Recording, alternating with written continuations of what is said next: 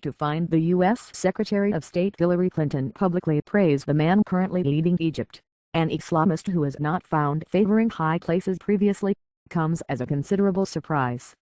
But praise President Mohamed Morsi she did for his considerable efforts in brokering a ceasefire between the Israelis and Hamas in the Gaza Strip. Morsi has long been a supporter of Hamas, which is viewed as a terrorist organization by both Israel and the U.S. It is a mark of just how much has changed in the Middle East in the last 2 years that not only is he the democratically elected president of his country, but a respected interlocutor as well. His intervention was pragmatic. Given the lessons of history, the ceasefire is probably temporary, but the very last thing Morsi needed in the here and now was a major conflict on his borders, more so because all is not well in his own house. While democratic and relatively free of rigging and corruption, the Egyptian elections that saw him come to power opened up several cans of worms.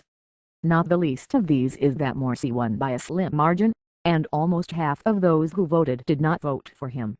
These people fear that he will take the country to the right theologically, that minorities like the Coptic Christians will be vulnerable and open to persecution, and that civil rights will be eroded.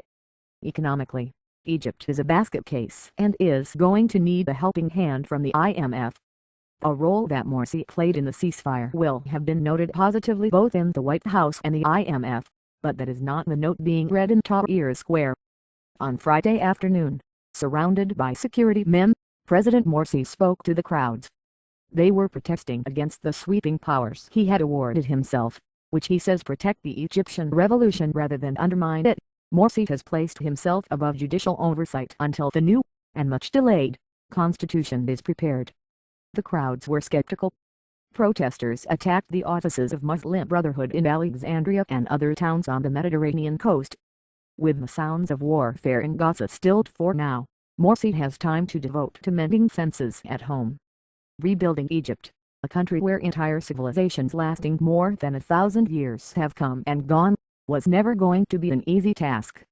President Morsi is making the right moves to satisfy those whose business is geopolitics, but he is yet to pull the same trick domestically.